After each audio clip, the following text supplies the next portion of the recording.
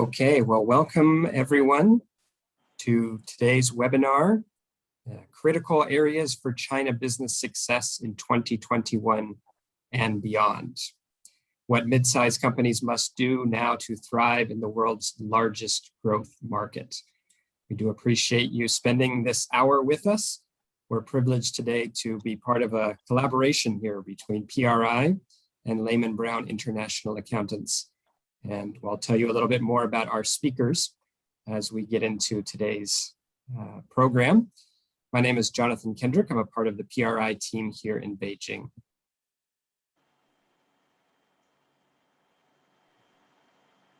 Begin with an overview of today's agenda. I will introduce our two speakers, Dwight Nordstrom and Brown, and they will lead us through our presentation today.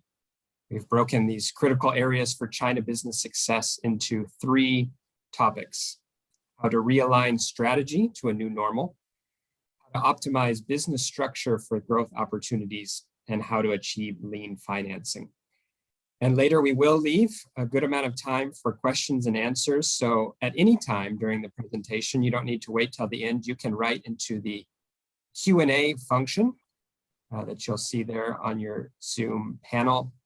Please write your questions there. We'll receive those and I will ask those to our panelists as we move into that time. But again, please feel free to ask those questions as soon as they come to mind.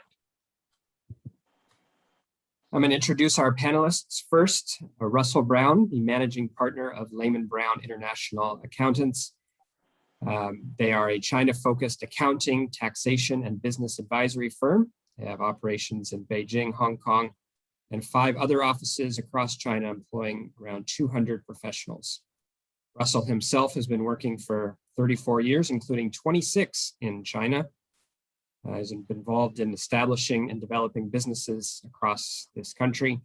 Prior to founding Lehman Brown, he was global CFO for one of the world's largest public relations and communications consulting companies. And prior to that was their Asia Pacific regional CFO.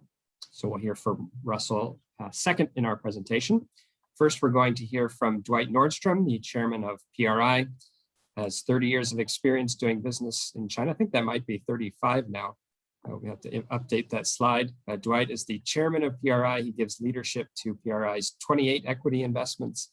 I've had over 5,000 employees over the years and offers his consulting expertise for new business ventures and long-time business ventures in the China market. He's been general manager of 8 factories in the country, was China country manager for one of GE's divisions in the late 1980s, has been co-chairman of the Manufacturing and Sourcing Forum for the AmCham in Beijing, and he previously served as president of the US High Technology Forum.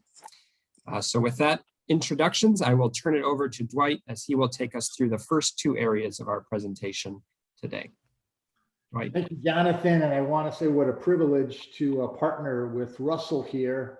Lehman Brown has been a wonderful supplier, service provider to several of the PRI divisions.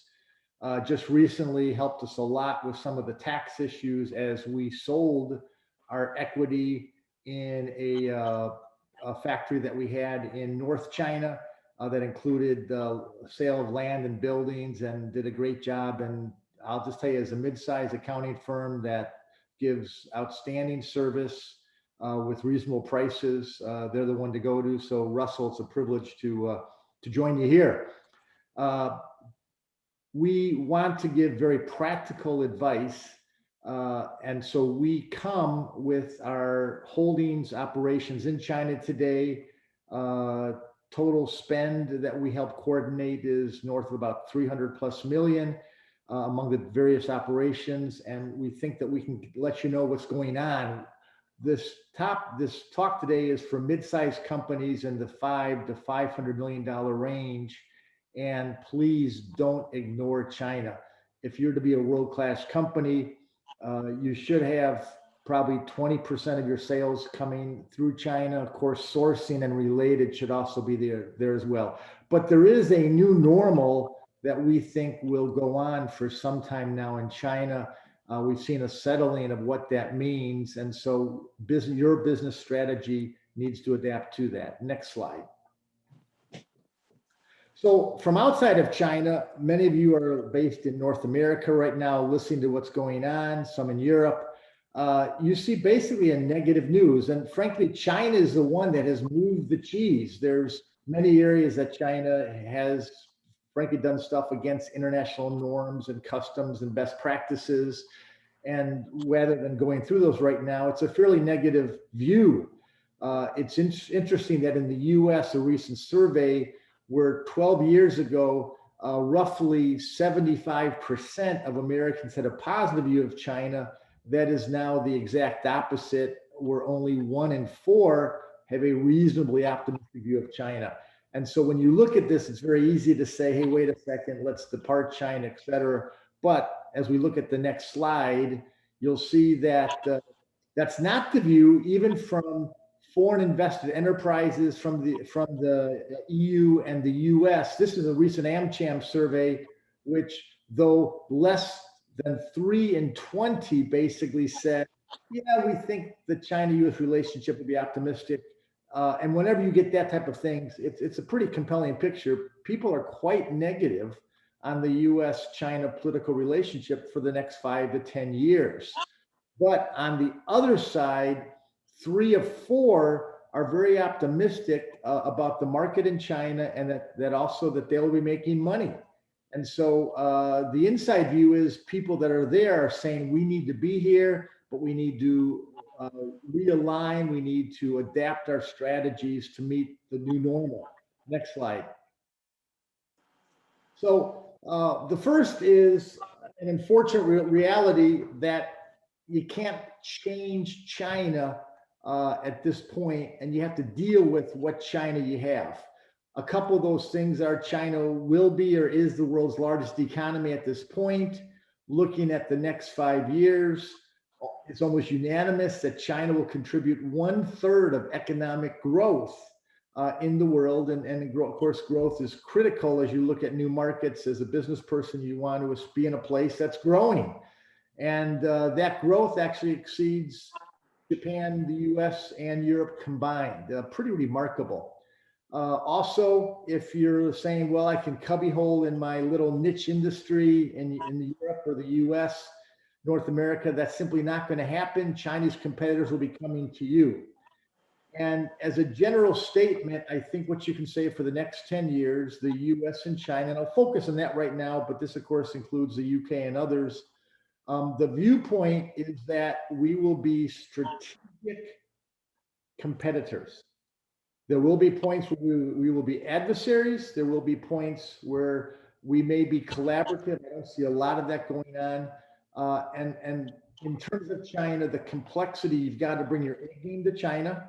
Don't come and just dabble. But also, I encourage you to form cooperation or partnerships or get support from people that can help you. Next slide. So one of the 2 strategies for China going forward is you have to have China for China. And that means having a style of leadership that's more of a headquarters mentality, can think out of the box. And so as you look at some of the challenges, the labor rates we'll tell right now are not an issue, but we've had the commodity prices and logistics costs that are double digit. Taking just one of our operations, that's about 50 million in sales, a very key customer that we had year on year sort of locked in pricing, but we had to go back to them, demonstrated clearly and with a great trust among the both of us, but within basically less than 3 work days, we got their approval for a high single digit across the board increase in prices, which was necessary to keep us at profitability. So profit challenges are happening in the manufacturing. You've also got the US-China tariffs, and there are some increasing restrictions going on. But the opportunity for the local market, the size and growth, the low cost of educated labor, and then we'll get to now, if you go to the next slide, this is basically China for the insurance-fluenced world. China has bypassed the US as being now the largest trading company for most of the world. That is sort of unprecedented. And you need to, if you're in China, you can access much of the rest of the world. It is a rather unique platform versus being in the US or the EU. We are finding our China operations are great for selling to most of the rest of the world. China also has an abundant talent available. My family, we've worshiped in a church in Beijing where over 50% of the hundreds of people that come are from Africa. And it's just a great, you've got people now, it's a melting pot, and China is a great place to send out for sales and et cetera. Next slide. So these are just some examples. We just want to flash you a couple of maps that stick in your mind, but look at this Belt and Road Initiative, which by the way, only started 8 years ago. And yet it encompasses much of the world's population. The different colors outside of the white are showing you just years that they entered. But this is China's initiative to build primarily infrastructure to other parts of the world that they are influencing. Next slide. Here we have another group that was formed within the last 10 years, the Asian Infrastructure Investment Bank.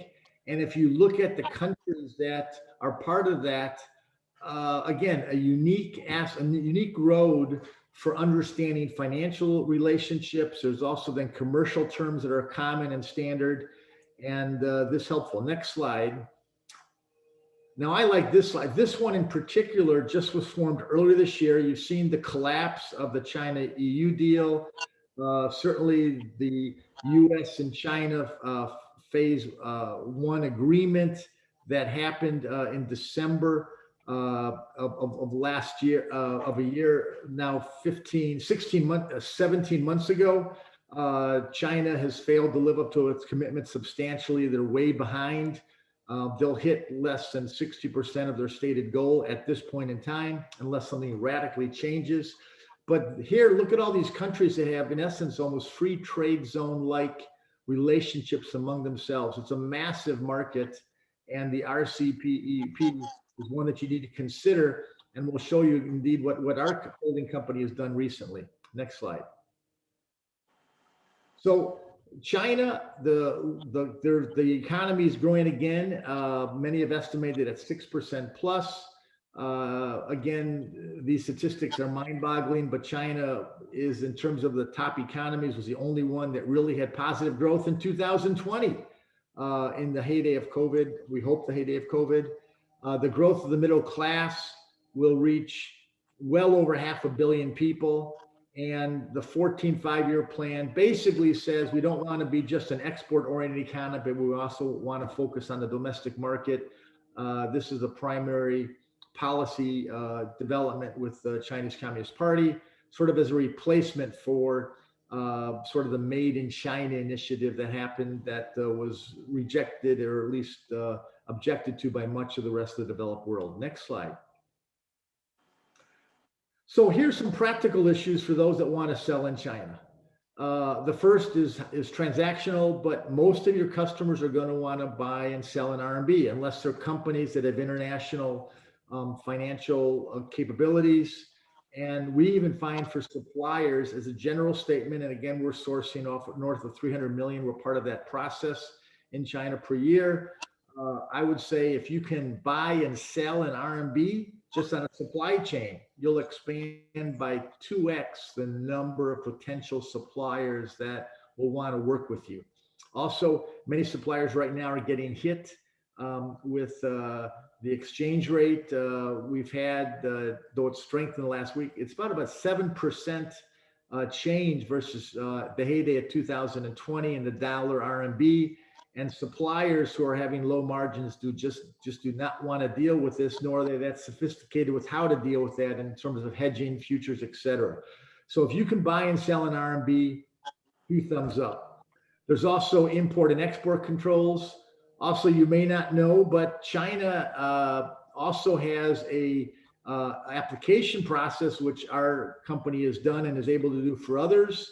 Russell, maybe your group has as well, but where you can make cases to the Chinese government to eliminate what in general is a 25% import duty for products made in the, not services, but products made in the USA. And pretty much across the board. There's a few exceptions. So, if you're going to do local sales in China, you obviously want to apply for that exemption. And if you make a good case, you've got a chance to do it. And we found the speed in their decision making is actually quicker than the U.S. Appeal process. Next slide. So looking at your supply chain, you have to take into account things that probably will do a China plus one strategy. And so right now, even though for many products, having one worldwide manufacturing place is the place to do it, in general, I would say with the decoupling that's happened, many companies need to look about a China plus one strategy. And so you want to look at where you can get zero or low tariffs. We believe there'll be a continued partial decoupling as these things remain in place. The tariff numbers and the even maybe local customer base where customers don't want product made in each other's countries or areas. Europe's even beginning to feel that right now from time to time. China is has a very low threshold before they will single out countries and just put a lot of pressure on them. And you need to recognize that. So having the ability to sort of be a chameleon, change, your nationality and how you deal with stuff can be helpful. And I'll talk about that from a legal structure. Next slide. So here's an example. Our investments have primarily, in the 90s, we did stuff in Central Asia, but our last 25 plus investments have been in geographical China, and we've done well overall, full stop. Next slide. However, we came to the conclusion with a new technology product, and this was primarily for cost, dealing with import duties. We source most of the raw materials. This is an automobile part, source of raw casting within China. We reluctantly came to the conclusion is we've got to have a alternative, in fact, new location where we put this very high intellectual property rights core manufacturing at. And so this slide simply tells you we chose the Philippines. We looked at 6 different other Southeast Asian countries, and the Philippines came out ahead. And you'll see that in addition to continue to supply a West Coast U.S. manufacturer, we basically are doing most of our processing in the Philippines. It's a mid 7-figure U.S. investment for us, and also with engineering support. So we chose the Philippines as a offset, and we now have an example, a client in the semiconductor equipment area that pays us a retainer where we, within 90 days of their notification, can have some a manufacturing plan of movement from China to the Philippines. So you need to consider this for your risk reduction. We've offered that to some of our other key customers, particularly in some of the construction building area. Next slide, Jonathan. This just gives you a show. So we're piggybacking this at a 50+ year family friend who has multiple power plants, billions of dollars in the Philippines. We don't do corruption. It's a key issue. It's a key problem in the Philippines. And that's the site of the new location that's in the process of being planned and built. We've got a temporary facility currently. Next slide. By the way, it's right across, for those that like World War II history, it's right across from the island of Corregidor. So it's within an hour and a half of Metro Manila, closer to Clark Air Force Base. But those remember the 1941 and some of the challenges with the war. You see the island of Corregidor out there in the course. So a couple recommendations for your strategic plans. Short-term trips are going to be delayed. No one's going back for 2 to 6 week trips at all. Normally you want to be there at least 6 months. We don't see any change of that until middle of next year. Even though China's quarantine is ramped up, I think everyone's probably has seen that China said, well, our vaccines aren't as good as enough. I think this is an interesting case that I would say the Chinese Communist Party is using COVID and we used to say the economy is everything in China. I would disagree with that right now. I think control for them is actually taken. You've seen in several places, particularly with what's the Hong Kong situation, is more important. Leadership. As you look at your leadership team, I think, and I look at my GMs and et cetera. The qualities of a leader in China today with the decoupling have to have a high self-awareness, maximum flexibility, and more frequent use of third parties. Also, we have 6 Hong Kong companies currently. We're shifting our offshore holding platforms as needed, and all new stuff to Singapore at this point in time. You have to have a crisis plan for multiple contingencies. If there'll be another black swan event, it may very well involve some military action or military mistake here coming up. Next slide. I did want to stress that many say, well, let me just withdraw from China. AmCham China's having some challenges, but I really like this slide of non-symmetrical elasticity. What this is telling you in short is if it goes from better to worse in China, which it has, and if it continues dramatically and you withdraw, your ability to step back in is delayed by 5 to 10 years. And so I think you've got to recognize before you completely withdraw or change, it's going to be tough to re-enter. And I would just encourage you maintaining something there. And in fact, taking advantage of the local China market is the way to go.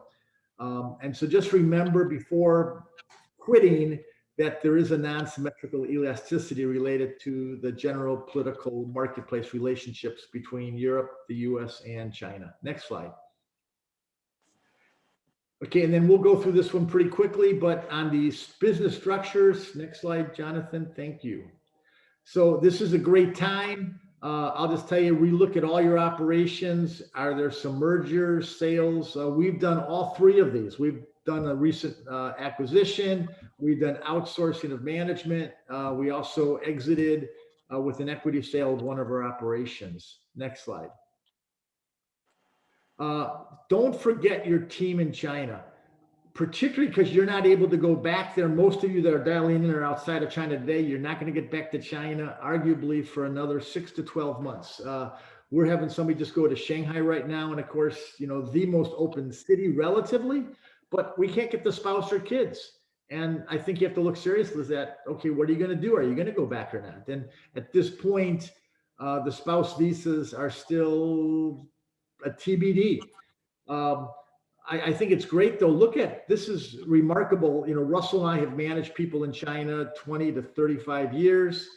We're back to parts of the early 90s where the wage increase last year was only 4%.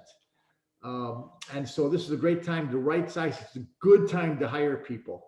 We've seen almost across the board no departures from any of our indirects in any of our operations. A couple production people have left, but that's normal for, you know, different location, different pay. Next slide, Jonathan. Invest in your team.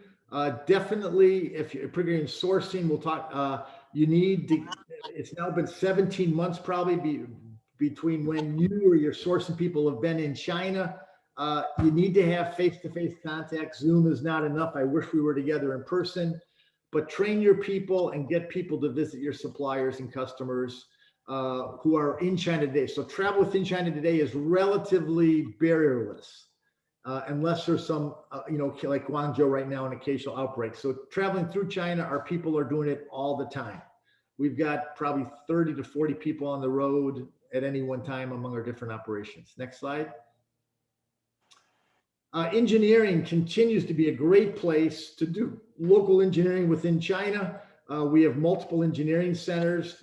We have never had a US client with an engineering center that they let us administer ever back away. The earliest one was about 15 years ago. Compensation's a key issue. Speed, it's about 2.5 times the speed of just having a local engineering team in Europe or the US. Beijing, now Guangzhou, actually the latest I saw was Guangzhou's now got the largest university population, but about 1/3 of graduates are hard sciences, and it's a great place to get good engineers. Continue, Jonathan. The benefits we just talked about. One that I do want to say is if you're getting the local markets, typically you can't do a one-to-one just sale of your parts designed in Europe or the US and sell to China.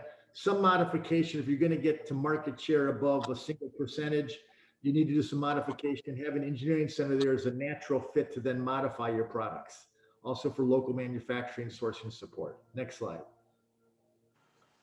Thank you very much. And Russell, thanks for your patience. that was great. Thanks, Dwight, and thanks for the introduction. And also with PRI, I like to say we're bog standard accountants.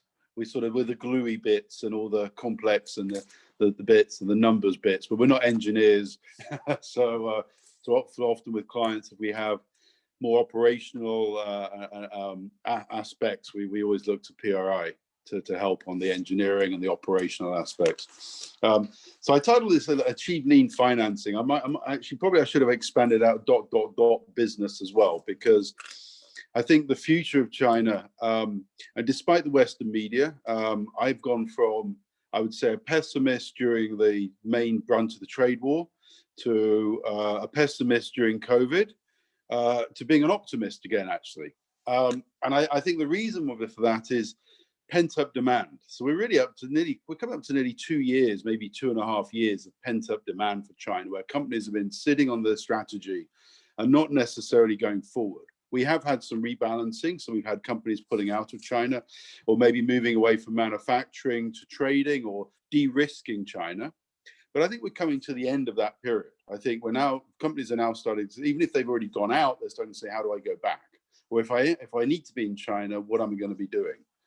So we use various phrases, KISS, keep it simple, stupid, and structures. And I think it's about being nimble, lean, flexible. Too many companies went there and lost their shirt because they brought in a Western CEO, $500,000+ a year, who didn't know China, but maybe knew the industry.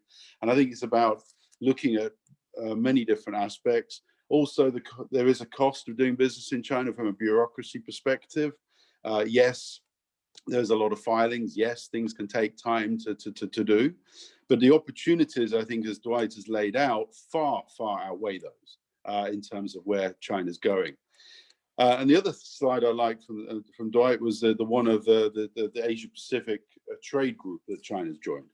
But I think if you add BRI into that Belt Road Initiative, it's also about China for China in the future, but also maybe China as a base for BRI and other countries. And how do you use China?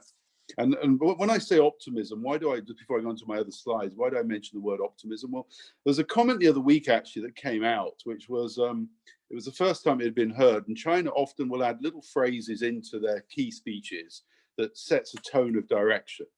And there was the word love China came out, or the phrase love China. And didn't really get picked up globally by very many people. I think I read it on the 48 Group Club in one of their publications. But actually, I see that as quite significant. There's possibly a chain of track from being more difficult, from being, let's say, reassessing themselves to possibly saying where are they going in the future as they want to move upstream. So where and what in China? Next slide, please. So the first consideration, even if you're already in China, is really the zones and where do you go?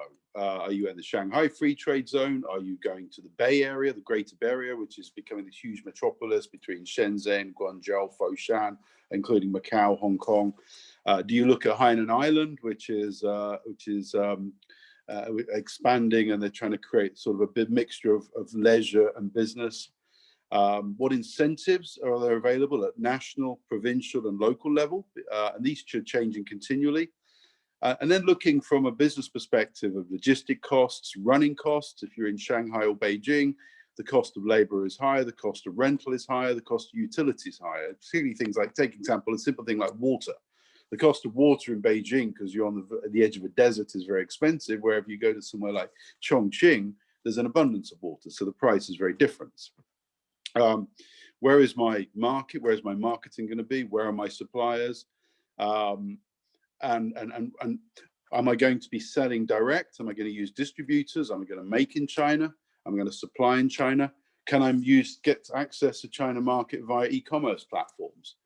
So how do I set up my overall strategy? and my overall structure to do what I need to do within China, but being as nimble, lean, as flexible as possible, or at least making sure I'm in the right area from both a cost, logistics, and business perspective. Next slide, please. So funding. So then once you're in there or looking to be in there, how do I finance, or how do I get money in, and how do I get money out? Next slide, please. So this slide, actually, a lot of venture capitalists use this slide. They call it the valley of death in a startup. I like to use it actually in any business in a situation when you go to a new market, because if you're going into a new market, how deep is the trench before you get cash flow positive? I.e., how much capital do you need in China? If you're coming out of COVID and turning yourself around, or you're in a growth phase and you need cash, how much cash do you need? Because we do have foreign exchange rules. You can't just easily transfer funds over to China to use, and then when you don't need them anymore, transfer them back. And so a lot of companies can get caught out, and we've had a few clients recently got caught out where they couldn't get cash in to pay their costs. And so we've helped them through escrow arrangements where we took offshore, helped them pay locally, and then once they get their capital in properly, then we'll reverse the structure. But cash flow planning is quite critical. Next slide, please. Because and in terms of cash flow planning and also business planning, we also look at cross-border movements. The only way of bringing money into China legitimately is for payment of products, payment of services, investment, or investment loan. The latter two, which have to be pre-registered. The only way of getting money out of China legitimately are for products, services, dividends, royalties, interest on a loan, and also offshore investments, or an offshore loan where you're loaning from onshore offshore, again, pre-registered. So apart from products and services, everything else there needs registration. Even a dividend, there's an approval process to paying out a dividend, can take up to 2 months. So everything involves some level of bureaucracy or pre-registration. And so when it comes to managing cash flow, both short-term and longer term, it's very important to have an accurate cash flow that surrounds all of these different flows. At the same time, we would also layer on taxes to all these as well. Next slide, please. The other ways of looking at your cash flow, also what is available locally. Bank loans, it is possible to get funding locally. Like with all banks, there's a process to go through, and you've got to be seen to be in good shape. Obviously, if you've got assets, so you've got equipment, or you've got land and buildings, you can use those as security. General business loans based on performance are not so easy to get, or very difficult to get. Factoring of receivables is possible, and that's become more common recently, where companies have receivables and they're able to factor those with the banks. Finding local investment. And then the other one we often say to companies when they say, how do I get my cash out? Or playing around with intercompany payables and receivables. If you're doing intercompany transactions between overseas and onshore, or onshore and overseas, play around with your AP and your AR as a way of, so example, I've got one client at the moment, they were talking about how much cash do we need to run the business? And I said, well, you're selling all your product from Europe into China. And they said, yes. I said, well, get your product into China. China's not going to pay you yet, but they're going to go off and start selling the product, and therefore they're generating their own cash flow. So you don't need the $10 million that you put in registered capital. In fact, you don't, and also total investment. And actually, they'd put in $1 million as registered capital. And I said, you're probably not even going to need that. And actually, you could even bring that product in as part of your capital if you wanted to. So they hadn't had the right advice about how they structured their initial cash flow or market entry. Next slide, please. And preparing accurate cash flow is critical. Of course, our businesses we might say, yes, we know that, but we find in China, accountants are very compliant driven and less management accounting sort of focused and forward thinking driven. And also given, obviously with COVID, but there's black swan scenarios, we always say cash flow should be attached to a sensitivity analysis, worst case, best case scenarios. I'd always be running these cash flows. During a lot of our clients during COVID, we said you should be running weekly cash flows on a 3-month rolling forecast during the crisis. Then you can move to monthly, but actually now you're looking at your projections. Look at 1 year, 2 year, 3 years out, and look at when you might need cash tranches.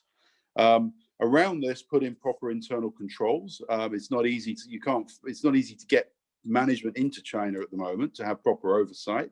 So make sure you've got proper control systems in place, purchase order systems, so that you can have some element of control over how you're spending your capital. And also beyond that, in terms of the engineering operations side, the pricing that you're paying for raw materials into the business. Next slide, please. Building a cash culture with KPIs. In China, the attitude is it's the accountant's problem. Well, actually, it's not. It's the management's problem, because if you're out of cash, it's everybody's problem. But it's factoring some kind of KPI so that your receivable days come down, your payable days go out, accepting that revenue is only revenue when it's been paid, and planning your intercompany transactions appropriately. Next slide, please. And control starts with planning. Poor systems, make sure you've got good systems in place. And look at your whole, I call it 3PC, policies, processes, procedures, and controls. Both from a control perspective, from a cost perspective, from an efficiency of operation perspective, and from a lean financing perspective, because you want to try and have enough sufficient cash within China to use, but equally, if you've got spare capital, you want to plan that you can get that out at group level to reduce any group debt or to redeploy within the group. And never assume the role of the accountant is to always look at these areas. Often the accountant in China takes instruction from management, so the management needs to be clearly on board with this. Next slide, please. Loan or investment ready? Are you ready for a loan or investment or factoring? A lot of companies are not. Next slide, please. So we say, people sort of think about due diligence in mergers and acquisitions, but actually you really need to do your own due diligence if you're going to go to see a bank or a financier as well, because they're still going to check that you're good for the money, that you're a secure business. And so I think it's always advisable for companies in China to be continually making sure that they're sort of, let's call it match fit for getting financing or getting it. So looking at and having things ready. So who are the decision makers? What's their legal setup? Have they registered their IP? So for instance, if you register your IP, you can put royalty agreements in place. The opportunities of the business. I've mentioned cash flow already, looking at what assets they've got for security, or can they get HQ guarantees in place? And surrounding all of this, anything that you need if the legal rep is stuck overseas might need things notarized, consularized, or power of attorneys, which all takes time. So it's making sure that you match fit, that if anybody wants to do due diligence from a financing perspective, you're already ready for that. Next slide, please. Meaningful accounting, we've talked about cash flow, but if we go into the next slide, do you have the metrics that you need to run the business? Are you getting proper financial information, not just a P&L, but forecasts or analytics? Have you got the people that can go and do an analysis of your production line, or to look at your margins, or do a transfer pricing review? So have you got the metrics coming out of your system? And if not, how do you get those metrics? Because as we're now 1 year over, well into 1 year over COVID, and as Dwight said, there's a general feeling that normal travel might not resume to Q1 next year, maybe before the Olympics, hopefully, or Q2. There's another year of making sure you've got proper oversight, and how during this can you make sure that you're analyzing your business continually during this period. And also remember, I see this period as a period of coming opportunity. So whether China opens up a little bit more, becomes easier now, or 3 months or 6 months, it's being ready for when that happens. Next slide, please. And lastly, structure. If you go to the next slide, keep it simple, as I've mentioned. Optimize the flow of movements of money. So have the processes in place to be able to move money in because it's registered, move money out because it's registered. I get asked all the time, what about the taxes? Should I set up a Hong Kong holding company? What's the trade deal with this company? What are the tariffs here? My general view is keep structures simple, but tax is only part of the deal, and corporate income tax is only part of the overall taxes. I always say, what's your total tax cost? What is the VAT and the rebate you can get when you bring products in? What is the VAT refund when you take products out? And what are the withholding taxes, and can you get those back? So you have to align your structure around the overall tax cost of the business as everything flows through, which includes in the US, what kind of legal structure are you in the US? Are you a pass-through business or not?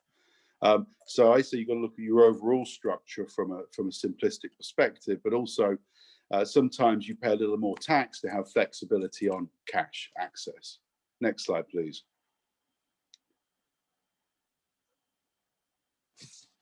Okay, and this is just, I mean, when I talk about structure, I mean, here we've got just a sample structure, but are you using distributors in China and selling direct? In which case, maybe you have a simple sales office in China. Are you manufacturing in China? Are you part manufacturing in China? Might you be trading in China? Do you need a regional center or not? Or might China be that regional center? If you're in the Shanghai Free Trade Zone, where there's less foreign exchange restrictions, if you set up a regional center there, you can freely move goods in and out of Shanghai. So do you need Hong Kong? And so I think, again, when you look at structure, you can be as complex as you want to be. I had one client recently, they had their lawyers in America put them under 3 Cayman Island companies, and then Hong Kong, and then China. And I said, well, that's all lovely, but how are you going to get the withholding taxes back when everything flows back up? And they're now trying to unwind that. So look at the business from a simplistic perspective, and don't just look at the taxes, look at the cost of money as well, because money will cost more as inflation rises in countries in the future. So you've also got to think about your overall debt levels and structure. Next slide, please. So I think that's it from me. So I think we're over to Q&A session. Thank you for listening. Thank you very much, Russell and Dwight, for those excellent presentations. Yes, we will get into a Q&A session right now, so please do use the Q&A function on Zoom to send in your questions, and I will ask those to our 2 panelists. As you write those questions in, I will show you here these 2 slides where you can contact Lehman Brown or PRI. This is the contact for Lehman Brown here. I believe you can scan that with your phone in the bottom right corner, and you also have the email addresses here and the phone numbers for each of their various offices. For PRI, just a little background on us. I think Russell explained it quite well in terms of the operational consulting that PRI does. Website and my email address. We'll also follow up after this webinar with some more information via email about it. To stop sharing the screen there and pull up our first question here. And we have our first question. Thank you to Andrew Fong for this question. How will the development of the digital RMB impact China's economy? And which industry will it be the most beneficial to? Shall I go first? So I think, well, one of the things we've been talking to companies a lot about recently that aren't in China, and maybe tend to be more on the smaller side of your SME, but have niche products that are more consumer driven, though they could be also B2B, is how they use the digital platforms within China. And I think the digital platforms with the access to the logistics around that, and I think the digital currency is probably going to help simplify and streamline the whole payment process as that sort of initial nimble way of getting into sell products within China.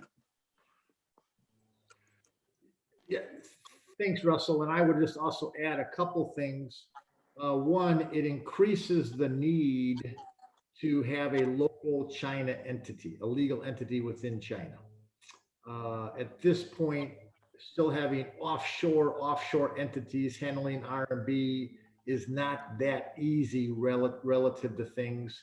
If your market is to B2C, electronic payments are the way. China's way ahead of Europe and most of Europe and the US in terms of electronic payments via mobile devices, etc. Currently in our factories, we have not yet seen any major supplier or customer ask us to do the digital R&B. What we have done is uh, we are having to come up with, because of the R&B appreciation and some of the, when you have high sales but low margins, we recently signed a contract with not the Bank of China, but another regional bank that was more flexible and helped us mitigate a little bit some of the exchange rate losses. It's a complex vehicle. We don't have time to talk about it, but I'll just say that's a real key issue, particularly as you're in low margin businesses versus higher margins. Great. Our next question comes from our friend Mario Bolivar at Parker Hannifin. Thank you, Mario, for the question. Do you anticipate import taxes into China will change in the future, specifically referring to capital goods from the US into China? I'll do that one first, Russell, and then feel free to, Mario, thank you, and Parker Hannifin, great group of companies. No one currently is anticipating that with the relationship. This is particularly USA driven. So it's a products made in the US shipped to China in general have a 25% import duty. And so the ways to manage that, you can partially mitigate that by having most of your profit margin made in China. So your price coming into China is lower. You're not paying tax on profit in essence, or most of your profit. I don't see any change in the Biden administration, and China would definitely do a sort of reciprocal at this time. So short term, no. The way to potentially overcome that is to make an application, to walk through the process and say that you're a unique product or service that should not be subject to this. We've been surprised, both pleasantly and non-pleasantly, with how they've responded. I don't think anyone understands the full logic yet. It is a political process as well as a straight registration process. So for right now, plan on, when we talked about the China plus one, I think Tesla is a good example. There's obviously other factors too with this, but to get to significant market share, you'll have to come up with some sort of value-added strategy within China or one of the RCEP countries that do not have that import duty. Yeah, I'd agree with Dwight. I think it's not going to change in the short term, but looking within the greater region, and then looking at what can be done in China as a finishing of a product, for instance, where you're taking greater margin in China, and then or looking, if you're in something that's strategic to China, applying for the exemption. A question here from Cleansey Apabu says, I am from Mauritius. How do you foresee the evolution of the parity of the US dollar and the RMB in the short and medium term?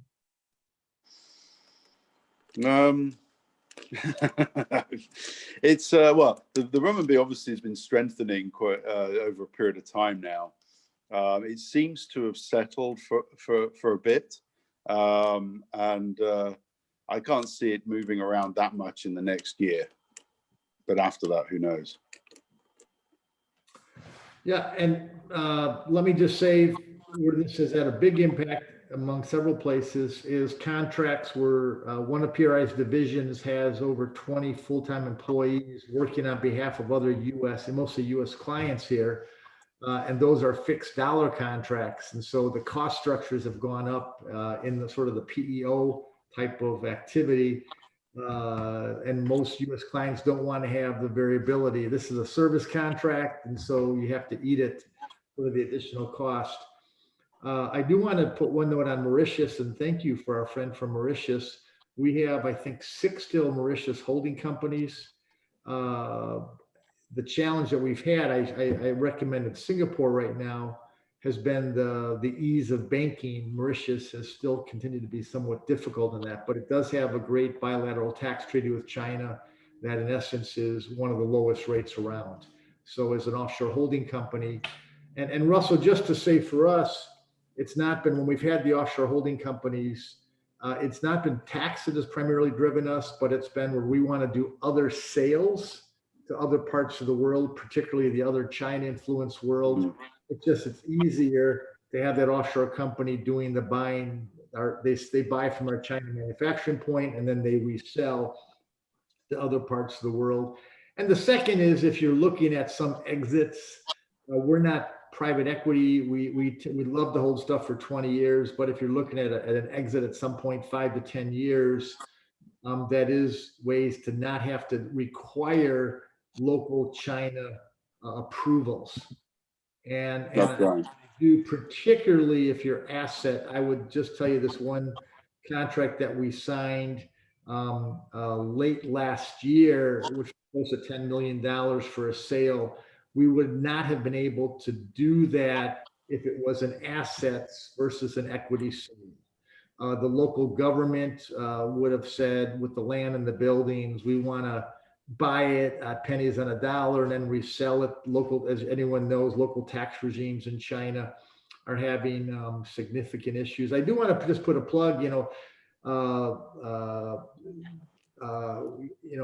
of the things that I think China has gone negative on is, in the past, Zhu Rongji set up a tax system where approximately 1/4 of the taxes went directly to local areas. Under the current party chairman, that has changed. It's all going to the national, and the local governments have to petition for funds and apply for funds, and a lot of things happen in that process. And so local zones and local cities are having, and with more burdens being put upon them to pay for the pensions of newly retired people, et cetera. Most local municipalities are cash poor, and just be cognizant of that as you look at what benefits they may want to give you, et cetera. It's a massive change from 20 years ago, where local zones, I think, had significant funding and they were selling land and getting revenue, and there's not a lot of land that's readily available for that. No, that's a good point. Just to add on to Dwight's point, with a holding company, if you want to have multiple investment levels, sort of, A shares, B shares, C shares, ESOPs, then you can't do that at the moment within China. And so actually having different investment structures, you'd want to do offshore, of which Singapore or Hong Kong would be good places to do that. Great. We have a few more minutes for questions, so get in your last minute questions if you have them. I'll ask one myself here on just the general investment environment in China for foreign companies. What are you seeing there in terms of trends, incentives at the local level? How is that changing? Federal level, national level policies. We've talked a little bit about the dual circulation strategy, which on one hand is trying to improve consumption, but on the other hand is encouraging Chinese suppliers to replace some of those products being made outside of the country. How would you describe some of those important trends, and how can foreign companies navigate those in terms of making further investments in China? Russell, I'll start. So PRI, we have our consulting division, 40 plus people, but we have our holding company, and we've had now 29 plus 30 plus equity holdings. We typically look at, part of my job as chairman is to look at 10 or more potential opportunities per year.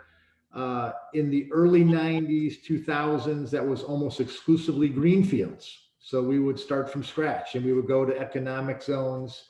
Those were in the days that ended January 2013, where they would give us, the first 2 profit-making years tax-free, the next year's at half percentage tax rate. At that point it was 15, and now we're at 25. Those in essence ended, and now there's local zones that come up with stuff. So Jonathan, what I would tell you is the competitive nature of local, if you're going to do a greenfield in China, or you're going to do an expansion of an existing China operation, you have to let people compete in China. You will absolutely get substantial differences in terms of net results. And so good due diligence, good modeling is there.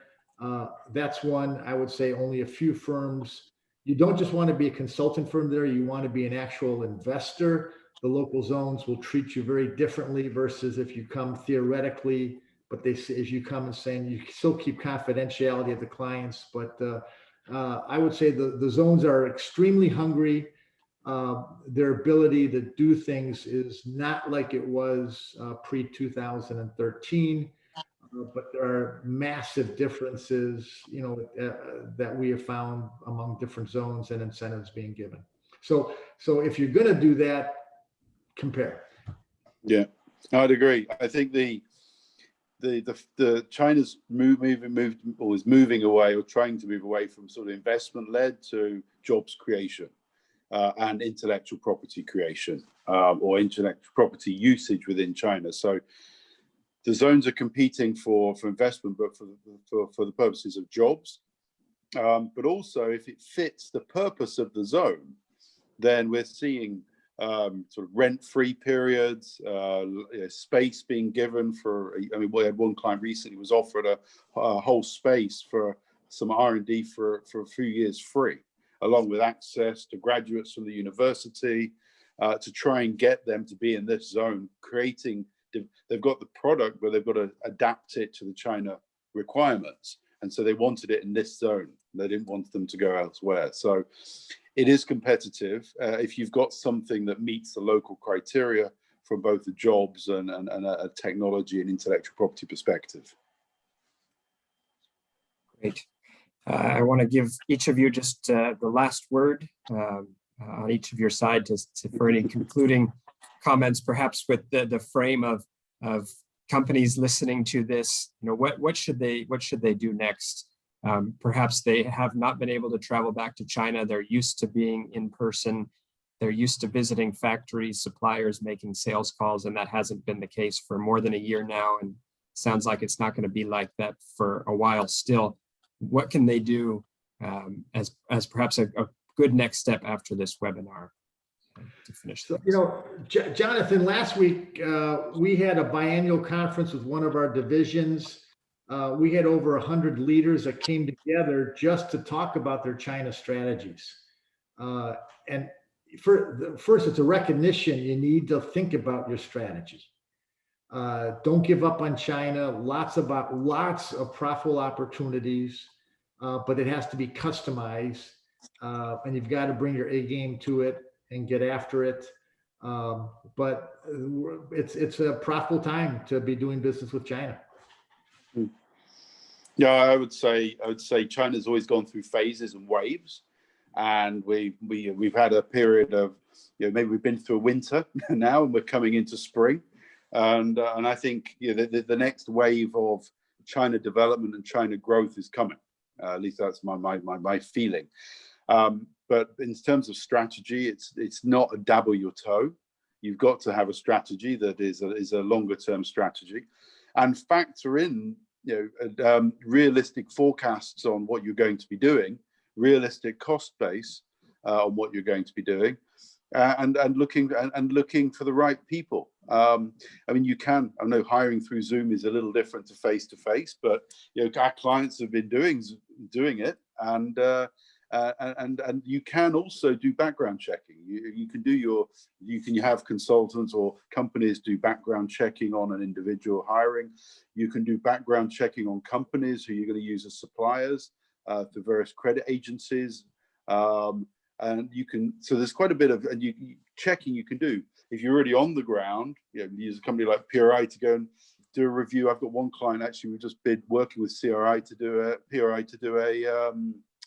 a health and safety review and a risk review of their factory, because none of the board have been able to visit it for the last year and a half, and they want to make sure that everything's okay. So there are things you can do to due diligence and to make sure that things are ticking over. But I think now when I have companies saying, well, should I set up my company now or should I wait? And well, given it takes time to set it up, you may as well get it in place, right? Then you're ready to go. And if you, whether it's 3 months or 6 months, you're ready to go. But if everyone else is ready to go and you're not, they've already sort of gone off when when the firing, the gun went off on the race, and you're left behind. Yeah. Well, I do want to thank both Russell and Dwight for your time and your insight. It's been a valuable hour that we've spent together. I want to thank also all those that joined in on the call today, and several have been asking about the presentations and getting a copy there. We will follow up with an email with contact information and some links to some of this information. So we thank you again for joining, and have a good day or a good night wherever you may be in the world. Thank you, everybody. Bye. Thank you. Take care. God bless you guys. Bye-bye.